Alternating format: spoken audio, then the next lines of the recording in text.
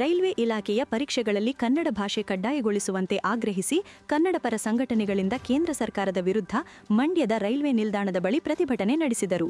ಕೇಂದ್ರ ಸರ್ಕಾರ ಹಾಗೂ ಸಂಸದರ ವಿರುದ್ಧ ಘೋಷಣೆ ಕೂಗಿ ಆಕ್ರೋಶ ಹೊರಹಾಕಿದರು.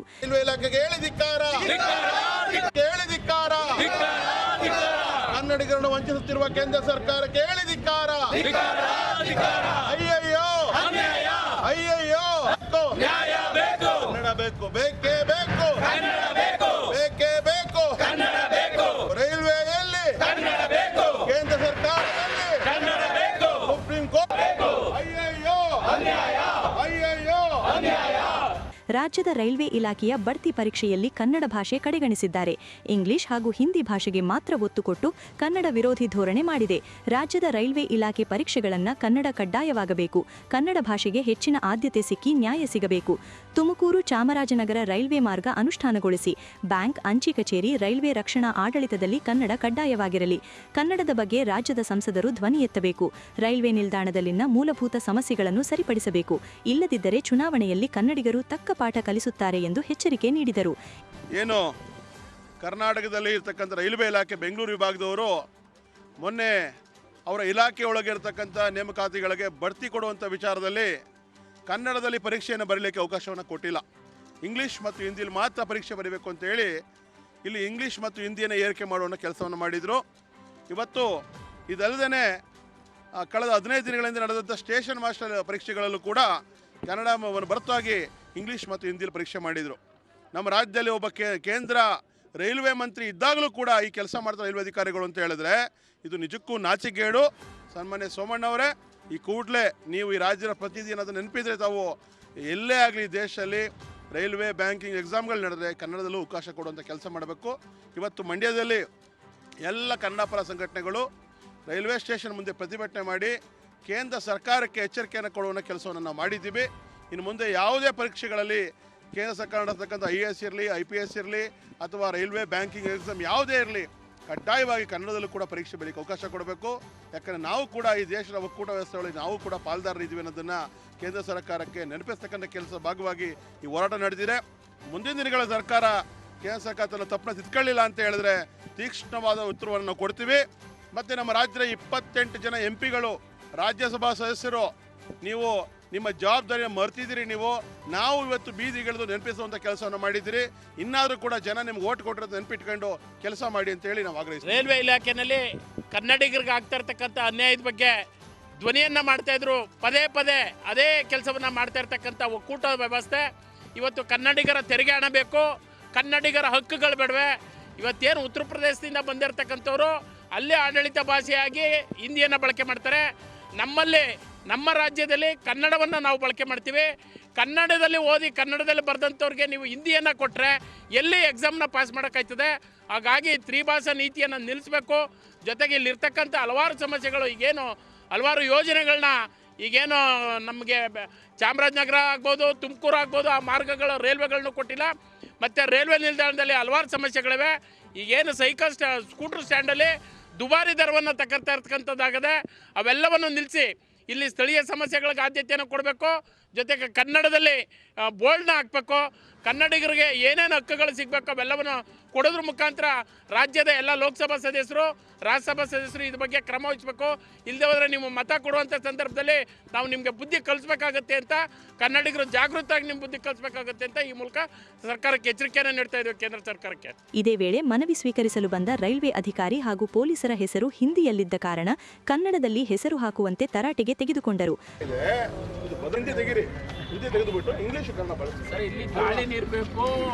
ಪ್ರತಿಭಟನೆಯಲ್ಲಿ ಕರವೇ ಜಿಲ್ಲಾಧ್ಯಕ್ಷ ಜಯರಾಮ್, MB ನಾಗಣ್ಣಗೌಡ ಸೇರಿದಂತೆ ಕನ್ನಡ ಪರ ಸಂಘಟನಾಕಾರರು ಭಾಗಿಯಾಗಿದ್ದರು.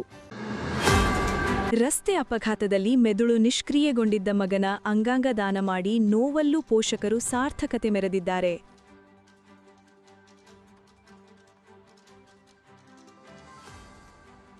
ಮಂಡ್ಯ ಜಿಲ್ಲೆಯ ಶ್ರೀರಂಗಪಟ್ಟಣ ತಾಲೂಕಿನ ಬೆಲಗೊಳ ಗ್ರಾಮದಲ್ಲಿ ಡಿಸೆಂಬರ್ 13ರಂದು KRS ರಸ್ತೆಯ ಮಂಟಿ ಬಳಿ ಬೈಕ್ಗಳ ನಡುವೆ ಅಪಘಾತವಾಗಿತ್ತು.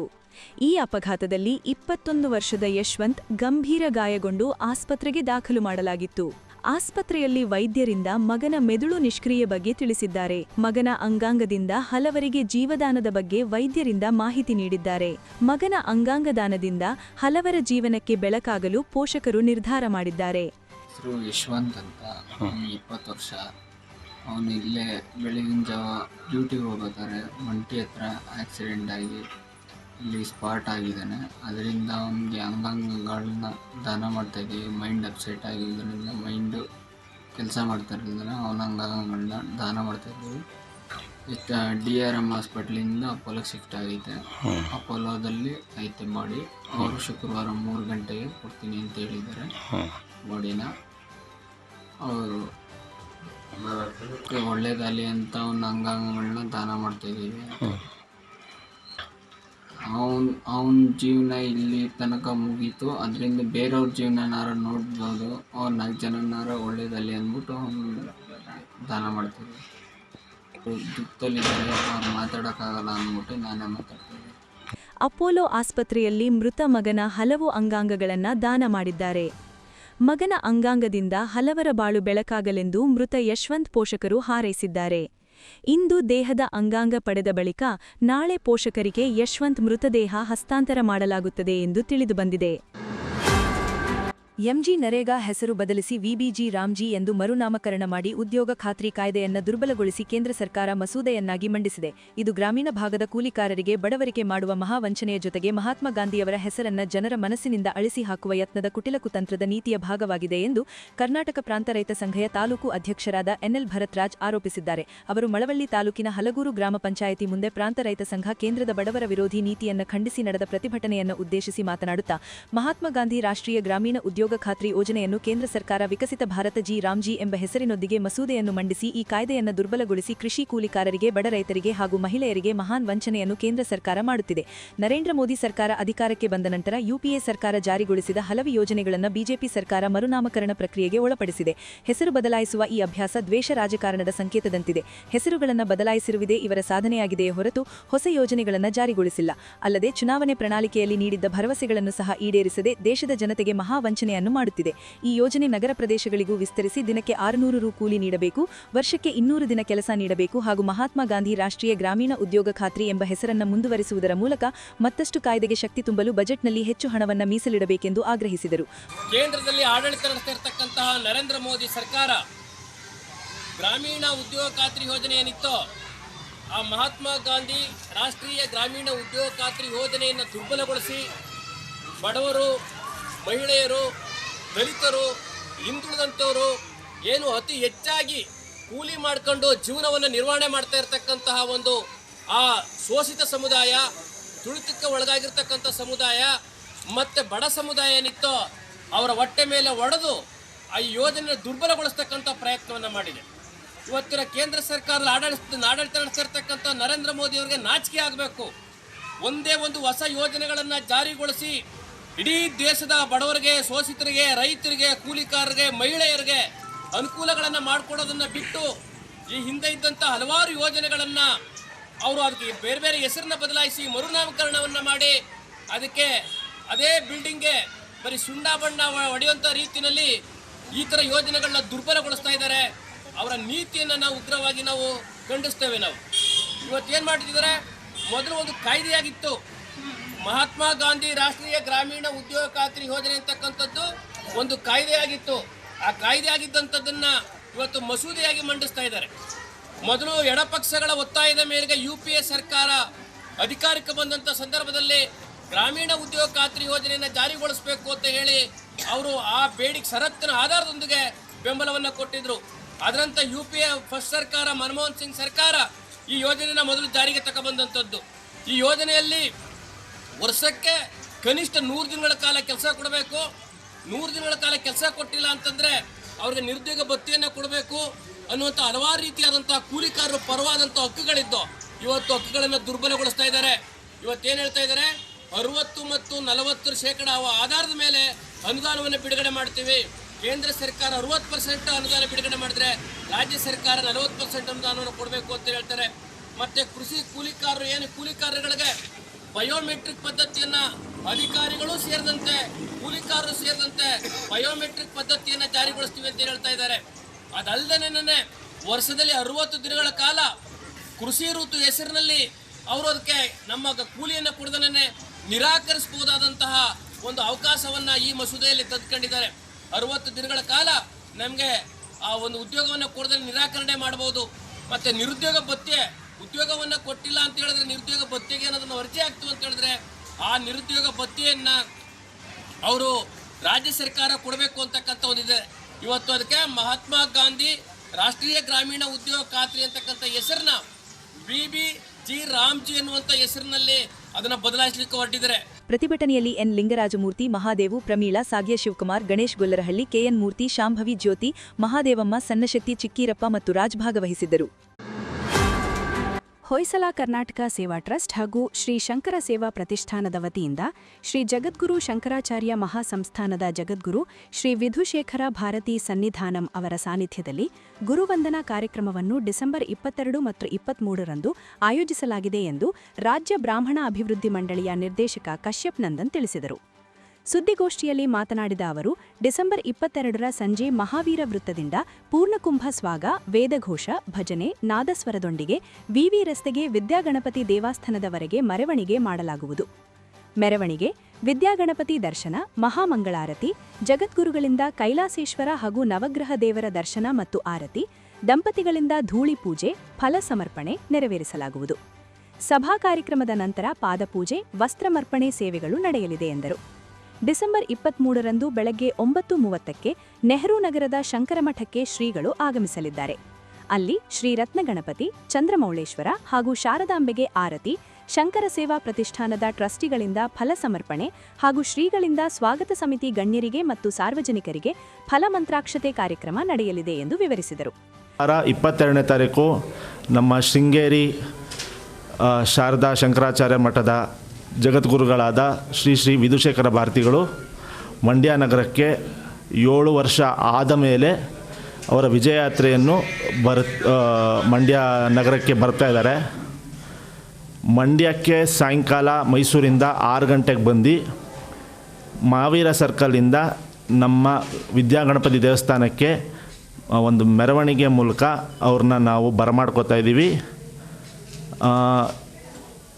ಸಾಯಂಕಾಲ 6:30ಗೆ ಒಂದು ಆಶೀರ್ವಚನ ಇರುತ್ತೆ. ಬಂದ ತಕ್ಷಣ ಅವ್ರಿಗೆ ಒಂದು ಆಶೀರ್ವಚನ ಅವ್ರ ಕೈಯಿಂದ ಭಕ್ತಾದಿಗಳಿಗೆ ಪ್ರಸಾದ ಇರುತ್ತೆ. ಆಗ 8:30ಕ್ಕೆ ಚಂದ್ರಮೌಳೇಶ್ವರನ ಪೂಜೆ ಇರುತ್ತೆ. ಮಾರನೇ ದಿವಸ 9:30ಕ್ಕೆ ಅವರು ನಮ್ಮ ಶಂಕರ ಮಠ, ನೆಹರು ನಗರದಲ್ಲಿರೋ ಶಂಕರ ಮಠಕ್ಕೆ ಭೇಟಿ ಕೊಡ್ತಾರೆ. ಅಲ್ಲಿ ಭಕ್ತಾದಿಗಳಿಗೆ ಕೆಲವು ಭಕ್ತಾದಿಗಳಿಗೆ ಆಶೀರ್ವಚನ ಮಾಡಿ ಫಲಮಂತ್ರಾಕ್ಷತೆ ವಿತರಿಸ್ತಾರೆ. ಪುನಃ ನಮ್ಮ ವಿದ್ಯಾಗಣಪತಿ ದೇವಸ್ಥಾನದಲ್ಲಿ ಎಲ್ಲ ಭಕ್ತರಿಗೂ ಫಲಮಂತ್ರಾಕ್ಷತೆ ಹಾಗೂ ಪ್ರಸಾದ ವಿನಿಯೋಗ ಮಾಡ್ತೀವಿ. ಈ ಕಳೆದ 7 ವರ್ಷ ಆದಮೇಲೆ ನಮ್ಮ ಮಂಡ್ಯ ಜಿಲ್ಲೆಗೆ ವಿಧುಶೇಖರ ಭಾರತಿಗಳು ಅವರ ವಿಜಯಯಾತ್ರೆಯನ್ನು ಹಮ್ಮಿಕೊಂಡಿದ್ದಾರೆ.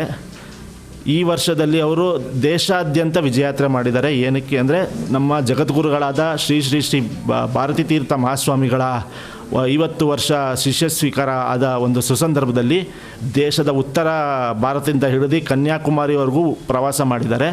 ಹಾಗಾಗಿ ನಮಗೊಂದು ಅವಕಾಶ ಸಿಕ್ತು, ಮೈಸೂರಿಗೆ ಬರ್ತಿದ್ದಾರೆ ಅಂತ ಗೊತ್ತಾಯಿತು. ನಾವೆಲ್ಲ ಹೋಗಿ ಅವ್ರನ್ನ ಅಪ್ಪಣೆ ಕೋರ್ಕೊಂಡ್ವಿ. ನಮ್ಮ ಮನವಿಗೆ ಅಪ್ಪಣೆ ಕೊಟ್ಟು ಅವರು 22ನೇ ತಾರೀಕು ನಮ್ಮ ಮಂಡ್ಯ ಜಿಲ್ಲೆಗೆ ಬಂದು ಒಂದು ದಿವಸ ವಾಸ್ತವ್ಯ ಹೂಡಿ ನಮ್ಮ ಮಂಡ್ಯ ಸಮಸ್ತ ಜನತೆಗೆ ಅವರು ಆಶೀರ್ವಾದ ಮಾಡಿ ಶುಭೇಚ್ಛೆ ಆಗಿರಲಿ ಅಂತ ಒಂದು ನಮ್ಮ ಮನವಿಗೆ ಹೋಗೊಟ್ಟಿ ಬರ್ತಾ ಇದ್ದಾರೆ. ಹಾಗಾಗಿ ನಮ್ಮ ಮಂಡ್ಯ ಜಿಲ್ಲೆ ಜನತೆ ಎಲ್ಲರೂ ಬಂದು ಗೋಷ್ಠಿಯಲ್ಲಿ ಟ್ರಸ್ಟ್ನ ಅಧ್ಯಕ್ಷ ಸಿಕೆ ನರಸಿಂಹಸ್ವಾಮಿ, ಕಾರ್ಯಾಧ್ಯಕ್ಷ ಡಾಕ್ಟರ್ ಅಶ್ವಿನ್ ನಾರಾಯಣ್, ಉಪಾಧ್ಯಕ್ಷ ಎಸ್ ಶಂಕರನಾರಾಯಣ ಶಾಸ್ತ್ರಿ, ಕಾರ್ಯದರ್ಶಿ ಹೊಳಲು ರಾಘವೇಂದ್ರ, ಪ್ರತಿಷ್ಠಾನದ ಅಧ್ಯಕ್ಷ N Suresh, trustee TK Chandrashekar, Ganesh ಇದ್ದರು. ಶ್ರೀ ಜ್ವಾಲಾಮಾಲಿನಿ ಮಹಿಳಾ ಸಮಾಜದ ಆಶ್ರಯದಲ್ಲಿ ಅಖಿಲ ಕರ್ನಾಟಕ ಜೈನ ಮಹಿಳಾ ಒಕ್ಕೂಟದ ರಾಜ್ಯಮಟ್ಟದ ಬೃಹತ್ ಕಾರ್ಯಕಾರಿ ಸಭೆ ಮತ್ತು ಚಿಂತನಾ ಸಮಾವೇಶವನ್ನು ಡಿಸೆಂಬರ್ 21ರಂದು ನಗರದ ಮಹಾವೀರ ಭವನದಲ್ಲಿ ಆಯೋಜಿಸಲಾಗಿದೆ ಎಂದು ಶ್ರೀ ಜ್ವಾಲಾಮಾಲಿನಿ ಮಹಿಳಾ ಸಮಾಜದ ಅಧ್ಯಕ್ಷೆ ಪೂರ್ಣಿಮಾ ಗೊಮ್ಮಟೇಶ್ ತಿಳಿಸಿದರು. ಸುದ್ದಿಗೋಷ್ಠಿಯಲ್ಲಿ ಮಾತನಾಡಿದ ಅವರು, ಸಮಾವೇಶದಲ್ಲಿ ರಾಜ್ಯಮಟ್ಟದ ಜೈನ ಮಹಿಳಾ ಸಮ್ಮೇಳನ, ಕನ್ನಡ ಸಾಹಿತ್ಯ ಸೇವೆಗೆ ಜೈನ ಮಹಿಳೆಯರ ಕೊಡುಗೆ, ಅಲ್ಪಸಂಖ್ಯಾತ ಹಕ್ಕುಗಳು ಹಾಗೂ ಸ್ವಾವಲಂಬನೆ ಬಗ್ಗೆ ಮಹತ್ವದ ನಿರ್ಣಯಗಳ ಘೋಷಣೆ ಮಾಡಲಾಗುವುದು ಎಂದು ಹೇಳಿದರು. ರಾಜ್ಯದ ವಿವಿಧ ಜಿಲ್ಲೆಗಳಿಂದ ಆಗಮಿಸಲಿರುವ ಮಹಿಳಾ ಪ್ರತಿನಿಧಿಗಳ ಸಮ್ಮುಖದಲ್ಲಿ ಸಮಾಜದ ಮತ್ತು ನಾಡಿನ ಹಿತದೃಷ್ಟಿಯಿಂದ ಕನ್ನಡ ಸಾರಸತ್ವ ಲೋಕಕ್ಕೆ ಜೈನ ಮಹಿಳೆಯರ ಸಮರ್ಪಣೆ, ಅಲ್ಪಸಂಖ್ಯಾತ ಹಕ್ಕುಗಳು ಮತ್ತು ಕೇಂದ್ರ ಸರ್ಕಾರದ ಯೋಜನೆಗಳ ಸದುಪಯೋಗ, ಪರಿಸರ ಕಾಳಜಿ ಮತ್ತು ಸ್ವಾವಲಂಬನೆ, ಕಸದಿಂದ ರಸ ಕಾರ್ಯಾಗಾರದ ವಿಷಯಗಳ ಬಗ್ಗೆ ಜನರಿಗೆ ಅರಿವು ಮೂಡಿಸಲು ಚರ್ಚೆ ಮಾಡಲಾಗುವುದು ಎಂದರು. ಕಾರ್ಯಕ್ರಮದಲ್ಲಿ ಹಿರಿಯ ಸಾಹಿತಿ ಡಾಕ್ಟರ್ ಪ್ರೀತಿ ಶುಭಚಂದ್ರ, ನಗರಸಭೆ ಆಯುಕ್ತೆ ಪಂಪಶ್ರೀ, ಅಲ್ಪಸಂಖ್ಯಾತರ ಕಲ್ಯಾಣಾಧಿಕಾರಿ ಮಧುಶ್ರೀ ಭಾಗವಹಿಸಲಿದ್ದಾರೆ. ಜೈನ ಸಮಾಜದ ಬಂಧುಗಳು ಭಾಗವಹಿಸಿ ಯಶಸ್ವಿಗೊಳಿಸಬೇಕಾಗಿ ಮನವಿ ಮಾಡಿದರು. ನಾವು ಡಿಸೆಂಬರ್ 21-12-2025 ಅಖಿಲ ಕರ್ನಾಟಕ ಜೈನ ಮಹಿಳಾ ಒಕ್ಕೂಟದ ಕಾರ್ಯಕ್ರಮವನ್ನು ಮಹಾವೀರ ಭವನದಲ್ಲಿ ಪ್ರೋಗ್ರಾಮ್ ಇಟ್ಕೊಂಡಿದ್ದೀವಿ. ಇದರ ಉದ್ದೇಶ ಏನಂತಂದರೆ, ಈ ಎಲ್ಲ ಜಿಲ್ಲೆಗಳಲ್ಲಿ, ನಮ್ಮ ಕರ್ನಾಟಕ ರಾಜ್ಯದಲ್ಲಿರೋ ಎಲ್ಲ ಜಿಲ್ಲೆಗಳ ಎಲ್ಲ ಮಹಿಳೆಯರು ಬಂದು ಈ ಕಾರ್ಯಕ್ರಮದಲ್ಲಿ ಭಾಗವಹಿಸ್ತಾರೆ. ಇದರಿಂದ ಏನಾಗುತ್ತೆ ಅಂತಂದರೆ, ಅವರವರ ಜಿಲ್ಲೆಗಳಲ್ಲಿ ಯಾರ್ಯಾರು ಯಾವ್ಯಾವ ಥರ, ಒಬ್ಬೊಬ್ರದ್ದು ಒಂದೊಂದು ಜಿಲ್ಲೆಗಳಲ್ಲಿ ಒಂದೊಂದು ಥರ ಯೋಚನೆಗಳಿರ್ತವೆ, ಒಂದೊಂದು ಯೋಜನೆಗಳಿರ್ತವೆ. ಅದನ್ನು ಒಬ್ಬೊಬ್ಬರು ಹೋಗಿ ಪರಿಚಯ ಮಾಡಿ ತಿಳಿಸ್ಕೊಡ್ತಾರೆ. ಇದು ಒಂದು ಉಪಯೋಗ ಇದೆ. ಅದಕ್ಕಾಗಿ ಎಲ್ಲ ಜಿಲ್ಲಾ ಮಟ್ಟದಿಂದ ಒಂದು ಸಲ ಬರ್ತಾರೆ. ಹಾಗೂ ಎರಡನೇ ವಿಷಯ, ಕನ್ನಡ ಜೈನ ಮಹಿಳೆಯರ ಸಾಹಿತ್ಯಕ್ಕೆ ನೀಡೋ ಜೈನ ಮಹಿಳೆಯರ ಸಮರ್ಪಣೆ ಇದರಲ್ಲಿ ಮೊದಲನೇದಾಗಿ ನಾವು ಇಟ್ಕೊಂಡಿದ್ದೀವಿ. ಯಾಕಂದರೆ ನಮ್ಮ ಜೈನ ಸಾಹಿತ್ಯದಲ್ಲಿ ತುಂಬ ಜನ ಕವಿಗಳಿದ್ದಾರೆ. ಬಟ್ ಈಗಿನ ಜೈನ ಬಾಂಧವರಿಗೆ ಅದು ಗೊತ್ತಿಲ್ಲ. ಈಗಿನ ಯುವ ಪೀಳಿಗೆಗೆ ಕಡಿಮೆ ಆಗ್ತಾ ಹೋಗ್ತಾ ಇದೆ. ಅದು ಮುಂದೆ ಎಲ್ಲರಿಗೂ ಗೊತ್ತಾಗಬೇಕು ಅಂತಂದರೆ ನಾವೇನು ಮಾಡಬೇಕಂದ್ರೆ, ಈ ಥರ ಕಾರ್ಯಕ್ರಮಗಳನ್ನ ಮಾಡಬೇಕು. ಈ ಎಲ್ಲ ಜಿಲ್ಲೆಗಳಿಂದ ಮಹಿಳೆಯರು ಬಂದು ಇದ್ರ ಬಗ್ಗೆ ತಿಳ್ಕೊಳ್ಳೋದ್ರಿಂದ ಎಲ್ಲ ಮಕ್ಕಳಿಗೂ ಸಹ ಅರ್ಥ ಆಗುತ್ತೆ, ಮತ್ತು ಎಲ್ಲ ಜಿಲ್ಲೆಗಳಿಗೂ ಈ ಥರ ಮಾಡ್ತಾಯಿದ್ದಾರೆ ಅನ್ನೋದೊಂದು ತಿಳ್ಕೊತಾರೆ ಅನ್ನೋದಕ್ಕೋಸ್ಕರ ಸಾಹಿತ್ಯದ ಬಗ್ಗೆ ಇಟ್ಕೊಂಡಿದ್ದೀವಿ. ಅದೇ ರೀತಿ ಅಲ್ಪಸಂಖ್ಯಾತ ಹಕ್ಕುಗಳ ಬಗ್ಗೆ ಈಗ ನಮ್ಮ ಜೈನ ಬಾಂಧವರಲ್ಲಿ ಅಲ್ಪಸಂಖ್ಯಾತರಿಂದ ಬರೋ ಯೋಜನೆಗಳನ್ನ ಯಾರೂ ಸಹ ಸರಿಯಾಗಿ ಉಪಯೋಗ ಮಾಡ್ಕೋತಾ ಇಲ್ಲ. ಒಂದು ಸ್ಕಾಲರ್ಶಿಪ್ಪೇ ಆಗ್ಬೋದು, ಅಥವಾ ಅದರಿಂದ ಬರೋ ಸ್ವಸಹಾಯ ಗುಂಪುಗಳಿಂದ ಬರುವ ಸಾಲ ವಿತರಣೆಗಳೇ ಇರಬಹುದು. ಯಾವುದೇ ರೀತಿಯಾದ ಯೋಜನೆಗಳನ್ನು ಸಹ ನಮ್ಮ ಜೈನ ಬಾಂಧವರುಗಳು ಬಳಸ್ಕೋತಾ ಇಲ್ಲ. ಇದ್ರ ಬಗ್ಗೆ ಅರಿವು ಮೂಡಿಸಲಿಕ್ಕೋಸ್ಕರ ನಮ್ಮ ಅನಂತನಾಥ ಸ್ವಾಮಿ ದಿಗಂಬರ ಜೈನ ಸಮಾಜದಲ್ಲೇ ನಮ್ಮ ಉಪಾಧ್ಯಕ್ಷರಾಗಿರುವ ವಿನಯ್ ಕುಮಾರ್ ಜೈನ್ ಅವರು ಇದರಲ್ಲಿ ಅಲ್ಪಸಂಖ್ಯಾತರ ವಿಭಾಗದಲ್ಲಿ ನಿರ್ವಹಣೆ ಮಾಡ್ತಾ ಇದ್ದಾರೆ. ಇದ್ರ ಬಗ್ಗೆ ಆಯೋಜನೆ ಬಗ್ಗೆ ನಿರ್ವಹಣೆ ಮಾಡ್ತಾ ಇದ್ದಾರೆ. ಅವರು ಎಲ್ಲರಿಗೂ ತಿಳಿಸ್ಕೊಡ್ತಾ ಇದ್ದಾರೆ. ಇದ್ರ ಬಗ್ಗೆ ಅಲ್ಪಸಂಖ್ಯಾತರ ಬಗ್ಗೆ ನಮ್ಮ ಜೈನ ಇದರಲ್ಲಿ ಚನ್ನರಾಯಪಟ್ಟಣದಲ್ಲಿ ಯಶೋಧ ಜೈನ್ ಅವರು ಸಹ ಬಂದು ಇದ್ರ ಬಗ್ಗೆ ತಿಳಿಸ್ಕೊಡ್ತಾ ಇದ್ದಾರೆ. ಹಾಗೂ ನಮ್ಮ ಜಿಲ್ಲಾ ಮಟ್ಟದ ಮಧುಶ್ರೀ ಮೇಡಮ್ ಸಹ ಇಲ್ಲಿ ಬಂದು ಇದ್ರ ಬಗ್ಗೆ ತಿಳಿಸ್ಕೊಡ್ತಾ ಇದ್ದಾರೆ. ಇದರಿಂದ ಎಲ್ಲ ಕಡೆಯಿಂದ ಬಂದವ್ರಿಗೆ, ನಮ್ಮ ಜೈನ ಬಾಂಧವರಲ್ಲಿ ಇದರ ಏನೇನೋ ಈ ಯೋಜನೆಗಳಿದೆ, ನಾವು ಯಾವ ರೀತಿ ಇದನ್ನೆಲ್ಲ ಬಳಸ್ಕೋಬಹುದು ಅನ್ನೋದ್ರ ಬಗ್ಗೆ ಒಂದು ಅರಿವು ಮೂಡಿಸೋಕ್ಕೋಸ್ಕರ ಈ ಕಾರ್ಯಕ್ರಮ ಇಟ್ಕೊಂಡಿದ್ದೀವಿ. ಗೋಷ್ಠಿಯಲ್ಲಿ ಉಪಾಧ್ಯಕ್ಷೆ ಅನುಷಾ ಮಹಾವೀರ್, ಕಾರ್ಯದರ್ಶಿ ಕುಸುಮ ಶಯನ್, ಖಜಾಂಚಿ ರಂಜಿತಾ ಪ್ರಸಾದ್, ಸಂಘಟನಾ ಕಾರ್ಯದರ್ಶಿ KS ರತ್ನ ಇದ್ದರು.